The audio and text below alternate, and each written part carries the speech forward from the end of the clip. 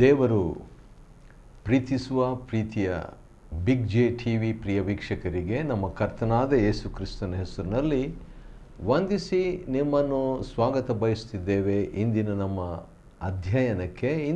ಅಧ್ಯಯನ ಯೋಬನ ಗ್ರಂಥ 18ನೇ ಅಧ್ಯಾಯ, ದ ಬುಕ್ ಆಫ್ ಜೋಬ್ ಚಾಪ್ಟರ್ 18. 17ನೇ ಅಧ್ಯಾಯದಲ್ಲಿ ನಾವು ನೋಡುವಾಗ ಒಟ್ಟು 16, 17 ಎರಡು ಅಧ್ಯಾಯಗಳಲ್ಲಿ ಯೋಬನು ತನ್ನ ಸ್ನೇಹಿತನಾದಂಥ ಎಲಿಫಜನು ದೇವ್ರ ವಿಷಯದಲ್ಲಿ ಸುಮಾರು 10 ವಿಷಯಗಳನ್ನು ಹೇಳ್ತಾನೆ. ಅದಾದ ನಂತರ ಪ್ರತಿಕ್ರಿಯೆ ಯೋಬನು ನೀಡುವಾಗ ಎಲಿಫಜನ ಹತ್ರನೂ ಯೋಬನು ಮಾತಾಡ್ತಾನೆ.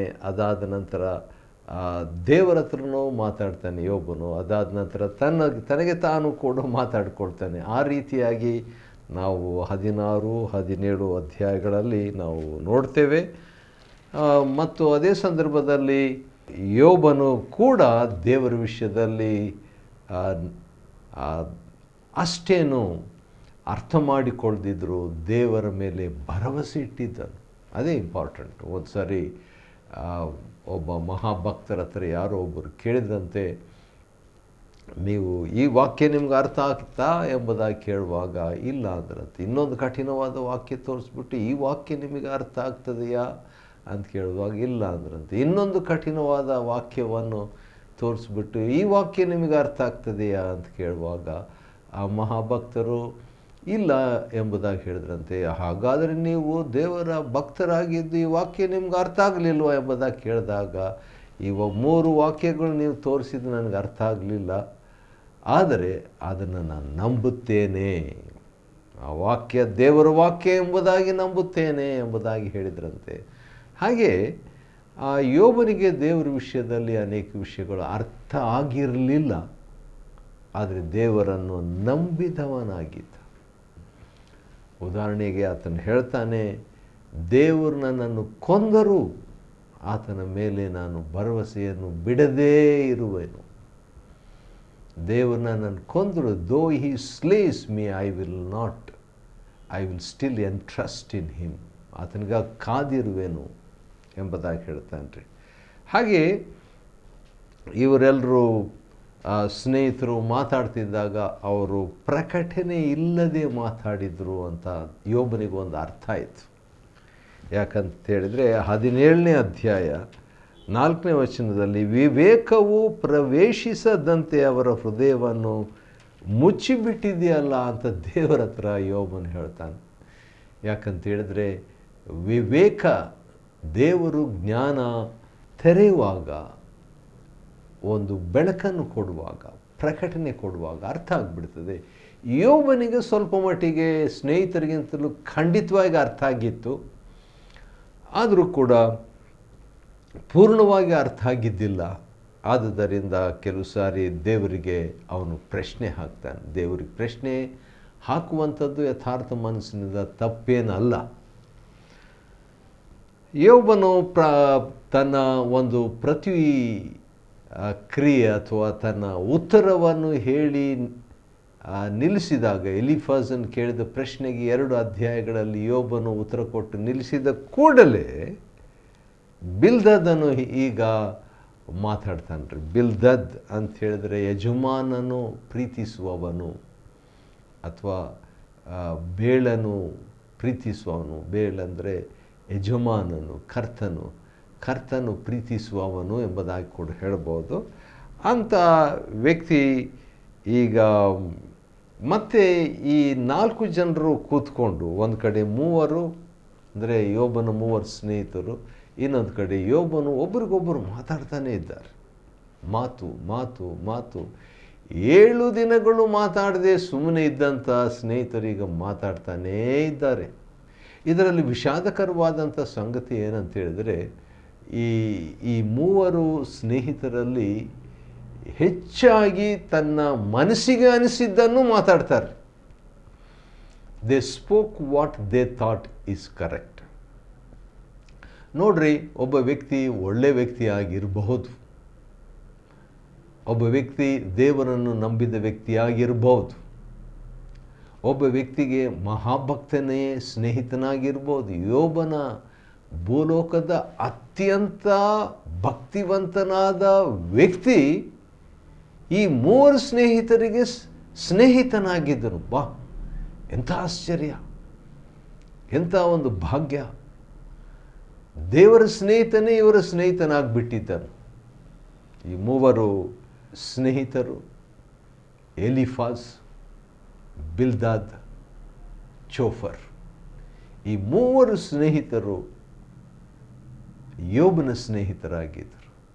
ಯೋಬನು ಈ 3 ಸ್ನೇಹಿತರಾಗಿದ್ದರು. ಈ 3ರಲ್ಲಿ ಒಂದು ಒಳ್ಳೆಯದನ್ನು ನಾವು ಮರಿಬಾರ್ದದ್ದೇನಂತ ಹೇಳಿದರೆ, ದೂರ ಪ್ರಯಾಣ ಮಾಡಿ ತನ್ನ ಸ್ನೇಹಿತನನ್ನು ಹುಡುಕೊಂಡು ಬಂದರು. ದೂರ ಪ್ರಯಾಣ ಮಾಡಿ ಹಣ ಖರ್ಚು ಮಾಡಿ ಬಂದು ಸ್ನೇಹಿತನಿಗೆ ಉಪಶಮನ ಮಾಡಬೇಕು ಅಥವಾ ಆದರಣೆ ನೀಡಬೇಕು, ಸಂತಾಪ ವ್ಯಕ್ತಪಡಿಸ್ಬೇಕಂತ ಬಂದರು. ಆದ ಕಾರಣ ಅವರು ಒಳ್ಳೆಯ ಸ್ನೇಹಿತರಂತೆ ನಾವು ಹೇಳ್ಬೋದು. ಆದರೆ ಅವರ ಆತ್ಮಿಕ ನೆಲೆ ಬೇರೆ ಬೇರೆಯಾಗಿದ್ದರಿಂದ ಅವರಿಗೆ ಯೋಬನ ಕಷ್ಟ ಅರ್ಥ ಆಗಲಿಲ್ಲ, ಯೋಬನ ಸಂಕಟ ಅರ್ಥ ಆಗಲಿಲ್ಲ, ಅಪಾರ್ಥ ಮಾಡ್ಕೊಂಬಿಟ್ರು. ಅದನ್ನು ಈಗ ನಾವು ನೋಡ್ತೀವಿ. ನೋಡ್ರಿ, 18ನೇ ಅಧ್ಯಾಯದಲ್ಲಿ ಬಿಲ್ದದನ್ನು ಮಾತನಾಡುವಾಗ, ನೀನು ಆಲೋಚಿಸು, ಆಮೇಲೆ ಮಾತಾಡೋಣ, ಇನ್ನೆಷ್ಟರವರೆಗೆ ಮಾತುಗಳನ್ನು ಹಿಡಿಯೋದಕ್ಕೆ ನೀನು ಉರುಳೋಡುತ್ತಿರುವಿ. ನೋಡ್ರಿ ಹೇಗೆ ಮಾತಾಡ್ತಾ ಇದ್ದಾನೆ. ಏಕೆ ನಮ್ಮನ್ನು ಮೃಗಗಳೆಂದು ಎಣಿಸಿದ್ದಿ? ಸ್ನೇಹಿತರಾದಂಥ ಇವರು ಯೋಬನಿಗೆ ಉಪಶಮನವನ್ನು ಮಾಡುವುದಕ್ಕೆ ಮೊದಲಾಗಿ ಅವರು ಚುಚ್ಚುತ್ತಾ ಇದ್ದರು, ಕಚ್ಚುತ್ತಾ ಇದ್ದರು. ಆದ ಕಾರಣ ಯೋಬನು ಅವರಿಗೆ ಬಲವಾದ ರೀತಿಯಲ್ಲಿ ಅವನು ಕೂಡ ಮಾತಾಡ್ತಾನೆ. ಮಾತಾಡಿದಾಗ, ಮೃಗಗಳಂತ ಯಾಕೆ ಎಣಿಸ್ತಾ ಇದ್ದೀಯ? ನಿನ್ನ ದೃಷ್ಟಿಯಲ್ಲಿ ನಾವು ಹೆಡ್ಡರೋ? ಸಿಟ್ಟಿನಿಂದ ನಿನ್ನನ್ನು ಸೀಳಿಕೊಳ್ಳುವವನೇ, ನಿನಗಾಗಿ ಲೋಕವೇ ಹಾಳಾಗಬೇಕೋ? ಏನೆಲ್ಲ ಮಾತಾಡ್ತಾರೆ ನೋಡ್ರಿ. ಬಂಡೆಯು ತನ್ನ ಸ್ಥಳದಿಂದ ಜರುಗಬೇಕೋ ಎಂಬುದಾಗಿ ಮಾತಾಡಿಬಿಟ್ಟು ಬಿಲ್ದದನು ಅನಂತರ 28 ವಿಷಯಗಳನ್ನು ಮಾತಾಡ್ತಾನೆ ರೀ ಈ ಅಧ್ಯಾಯದಲ್ಲಿ. ಯೋಬನ ಗ್ರಂಥ 18ನೇ ಅಧ್ಯಾಯದಲ್ಲಿ 5ನೇ ವಚನದಿಂದ ಮತ್ತು ಹಿಡಿದು 21 ವಚನಗಳವರೆಗೆ ಅವನು ಮಾತನಾಡುವಾಗ ಒಂದು ಸಾರಿ ದೇವರು ಅಂತ ಹೇಳ್ತಾನೆ. ಚೋಫರ್ ಅಂದರೆ ಯಜಮಾನನಿಂದ ಪ್ರೀತಿಸಲ್ಪಟ್ಟವನು ಎಂಬ ಹೆಸರು, ಒಳ್ಳೆಯ ಹೆಸರು. ದೇವರಿಂದ ಪ್ರೀತಿಸಲ್ಪಟ್ಟವನು ಅಂತ ಕೂಡ ನಾವು ಹೇಳ್ಬೋದು. ಅಂಥ ಒಂದು ಹೆಸರಿರುವಂಥ ಈ ವ್ಯಕ್ತಿ ಏನು ಮಾತಾಡ್ತಾನೆ, ಯೋಬನ ಹತ್ರ ಮಾತನಾಡುವಾಗ ಒಂದು 3-4 ವಾಕ್ಯಗಳನ್ನು, ಪ್ರಶ್ನೆಗಳನ್ನು ಹಾಕಿಬಿಟ್ಟು 28 ವಿಷಯಗಳನ್ನು ಅವನು ಮಾತಾಡ್ತಾನೆ. ಏನು ವಿಷಯ ಮಾತಾಡಿರ್ಬೋದು? ಆಶ್ಚರ್ಯ. ಏನು ಮಾತಾಡ್ದ ಅಂತ ಹೇಳಿದ್ರೆ, ದುಷ್ಟರ ಬಗ್ಗೆ ಮಾತಾಡ್ತಾನೆ ರೀ. ಈಗ ಭೂಲೋಕದಲ್ಲಿ ಅತ್ಯಂತ ಭಕ್ತಿವಂತನಾದ ವ್ಯಕ್ತಿಯನ್ನು ಹುಡುಕಿಕೊಂಡು ಬಂದು ಅವನ ಜೊತೆಯಲ್ಲಿ ಕಣ್ಣೀರು ಸುರಿಸಿ, 1 ದಿನ ಅಲ್ಲ, 2 ದಿನ ಅಲ್ಲ, 7 ದಿನಗಳು ಸುರಿಸಿ ಅವನೊಂದಿಗೆ ಕೂತ್ಕೊಂಡು 1 ದಿನ ಅಲ್ಲ, 2 ದಿನ ಅಲ್ಲ, 7 ದಿನಗಳು ಊಟ ಮಾಡದೆ ಉಪವಾಸವಿದ್ದು ಈಗ ಮಾತನಾಡ್ತಾ ಇರುವಂಥ ಈ ಬಿಲ್ದದನ್ನು ಏನು ಮಾಡ್ತಾನೆ, ಈಗ ದುಷ್ಟನ ಬಗ್ಗೆ 28 ಗುರುತುಗಳನ್ನು ಯೋಬನ ಹತ್ರ ಈ ಅಧ್ಯಾಯದಲ್ಲಿ ಮಾತಾಡ್ತಾನೆ. ಬೇಕಿತ್ತ? ಬೇಡ. ಆದರೂ ಮಾತಾಡ್ತಾನೆ. ದೇವರು ಅನುಮತಿಸ್ತಾನೆ. ದೇವ್ರ ಬಗ್ಗೆ ಒಂದು ಸಂಗತಿ ಏನಂದರೆ, ದೇವರು ಅನುಮತಿಸ್ತಾನೆ ರೀ. ಯಾಕಂದರೆ ಸ್ವತಂತ್ರ ಚಿತ್ತ ನಿಮಗಿದೆಯಲ್ಲ, ಫ್ರೀ ವಿಲ್ ನಿಮಗಿದೆ. ಆದ ಕಾರಣ ಏನು ಬೇಕಾದರೂ ನೀವು ಮಾತಾಡ್ರಿ ಎಂಬುದಾಗಿ ಒಂದು ವಾಕ್ಯ ನನಗೆ ನೆನಪಿಗೆ ಬರ್ತದೆ. ಈ ಮಾತಿನ ವಿಷಯಕ್ಕೆ ಬಂದಾಗ ನಮ್ಮ ಕರ್ತನಾದ ಯೇಸು ಕ್ರಿಸ್ತನು ತಾನೇ ಹೇಳಿದಂಥ ವಾಕ್ಯ ಅದು. ಮತ್ತಾಯನ ಬರೆದ ಸುವಾರ್ತೆ 12ನೇ ಅಧ್ಯಾಯದಲ್ಲಿ ಇರುವಂಥ ಒಂದು ಮಾತು. ಮನುಷ್ಯರು ಸುಮ್ಮನೆ ಆಡುವ ಪ್ರತಿಯೊಂದು ಮಾತಿನ ವಿಷಯವಾಗಿ ನ್ಯಾಯ ವಿಚಾರಣೆಯ ದಿನದಲ್ಲಿ ಉತ್ತರ ಕೊಡಬೇಕು ಅಂತ ಹೇಳಿಬಿಟ್ಟು 37ನೇ ವಚನ ಭಾಳ ಚೆನ್ನಾಗಿರುವಂಥ ಒಂದು ಮಾತು ಇದೆ. ಅದೇನೆಂದರೆ, ನಿನ್ನ ಮಾತುಗಳಿಂದಲೇ ನೀತಿವಂತನೆಂದು ತೀರ್ಪು ಹೊಂದುವಿ, ನಿನ್ನ ಮಾತುಗಳಿಂದಲೇ ಅಪರಾಧಿಯೆಂದು ತೀರ್ಪು ಹೊಂದುವಿ. ನಮ್ಮ ಬಾಯಲ್ಲೇ ಜಡ್ಜ್ ಇದ್ದಾರೆ, ನಮ್ಮ ಬಾಯಲ್ಲೇ ನ್ಯಾಯಾಧೀಶರಿದ್ದಾರೆ. ಪ್ರತಿ ಒಬ್ಬರ ಬಾಯಲ್ಲಿ ನ್ಯಾಯಾಧೀಶರು. A judge in everybody's mouth. ಹೌದು, ನಿನ್ನ ಮಾತುಗಳಿಂದಲೇ ನೀತಿವಂತನೆಂದು ತೀರ್ಪು, ನಿನ್ನ ಮಾತುಗಳಿಂದಲೇ ಅಪರಾಧಿ ಎಂದು ತೀರ್ಪು. ಇದು ನಮ್ಮ ಕರ್ತನಾದ ಯೇಸು ಕ್ರಿಸ್ತನು ಹೇಳಿದಂಥ ಒಂದು ಮಹಾಮಾತು. ಹೌದು, ಮತ್ತಾಯ 12ನೇ ಅಧ್ಯಾಯದಲ್ಲಿ ಇಲ್ಲಿ ಕೂಡ ನಾವು ನೋಡುವಾಗ ಈ ಬಿಲ್ದದ್ದನ್ನು ಮಾತನಾಡುವಾಗ ದುಷ್ಟನ ಬಗ್ಗೆ ಮಾತಾಡ್ತಾನೆ. ದುಷ್ಟನ 28 ಗುರುತುಗಳಂತ ಹೇಳ್ಬಿಟ್ಟು ಕೆಲವನ್ನು ನಾವು ನೋಡ್ಕೊಳ್ಳೋದು ಅಂಥ ಒಂದು ಇಂಟ್ರೆಸ್ಟಿಂಗ್ ಆಗಿಲ್ಲ. ಆದರೂ ಕೂಡ ದೇವರು ಇದನ್ನು ಲಿಖಿತ ರೂಪದಲ್ಲಿ ನಮಗೆ ಬರೆದಿಟ್ಟಿರುವುದರಿಂದ ಏನೋ ಅದರಿಂದ ನಾವು ಕಲಿಯುವಂಥದ್ದು ಇದೆ. ಸರಿ, 18, ಹೇಗಾದರೂ ದುಷ್ಟನ ದೀಪವು ಆರುವುದು. ದುಷ್ಟನ 28 ಗುರುತುಗಳು. ಮೊದಲನೇ ಗುರುತು ಏನಂದರೆ ದುಷ್ಟನ ದೀಪವು ಆರುವುದು. ಆರ್ಬಿಟ್ ಮೇಲೆ ಏನಾಗ್ತದೆ? ಕತ್ತಲೆ. ಆಗಿನ ಕಾಲದಲ್ಲಿ ದೀಪ, ಈಗಿನ ಕಾಲದಲ್ಲಿ ವಿದ್ಯುತ್ ಲೈಟು ಇದೆ. ಆದ ಕಾರಣ ಒಂದು ವೇಳೆ ವಿದ್ಯುತ್ ಶಕ್ತಿ ಹೋಗಿಬಿಟ್ರೆ, ವಿದ್ಯುತ್ ದೀಪ ಹೋಗಿಬಿಟ್ರೆ, ಲೈಟ್ ಹೋಗಿಬಿಟ್ರೆ ಕತ್ತಲು. ಹಾಗೆ ಜೀವನದಲ್ಲಿ ಕೂಡ ನಮಗೆ ದೀಪ ಇದೆ. ಆ ದೀಪ ಆರಿ ಹೋಗಿಬಿಟ್ರೆ ನಮಗೇನಾಗ್ತದೆ? ಕತ್ತಲೆಯಲ್ಲಿರ್ತೈತೆ. ದುಷ್ಟನ ಪರಿಸ್ಥಿತಿ ಹಾಗೆ. ಅವನ ಒಲೆಯು ಉರಿಯುವುದಿಲ್ಲ. ಆಗಿನ ಕಾಲದಲ್ಲಿ ಒಲೆ,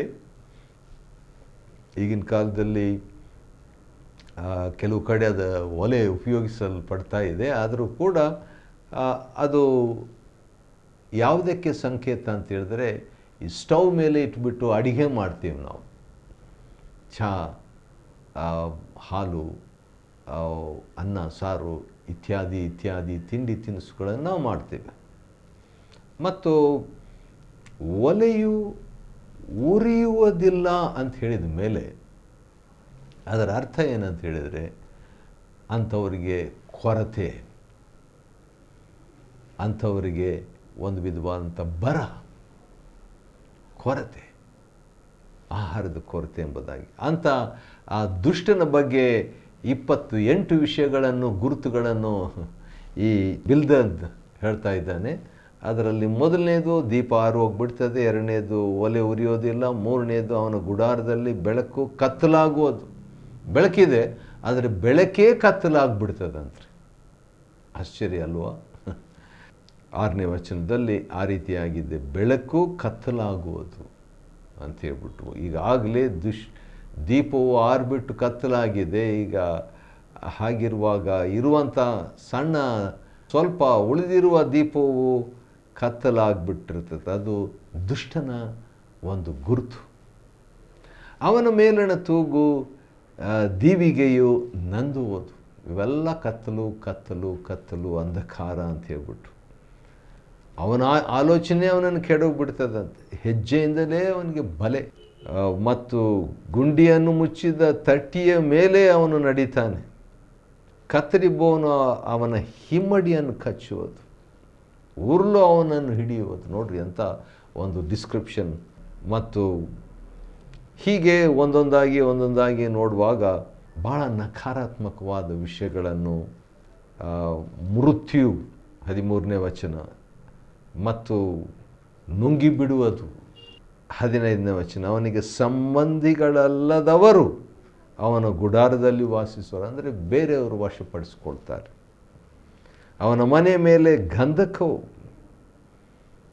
ಅವನ ಬುಡವು ಕೆಳಗೆ ಒಣಗುವುದು. ಅವನ ಬುಡ ಅಂದರೆ ಅದು ಒಂದು ಪಿಕ್ಚರ್. ಏನಂತ ಹೇಳಿದ್ರೆ, ಬೇರು ಒಣಗಿ ಹೋಗಿಬಿಟ್ರೆ ಏನಾಗ್ತದೆ ಜೀವನದಲ್ಲಿ? ನಿಸ್ಸಾರವಾದಂಥ ಒಂದು ಶಕ್ತಿ ಕಳೆಗುಂದಿದಂಥ ಒಂದು. ಅವನ ರೆಂಬೆಯು